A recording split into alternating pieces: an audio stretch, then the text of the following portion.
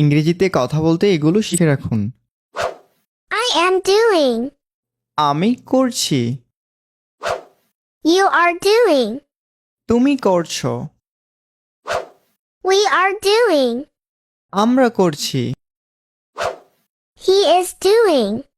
সে করছে। They are doing. তারা করছে। Mahmoud is doing. মাহমুদ করছে। I have done. আমি করেছি। You have done. তুমি করেছো। We have done. আমরা করেছি। He has done. সে করেছে। আপনারা এগুলো খাতায় লিখে বেশি বেশি করে অনুশীলন করবেন।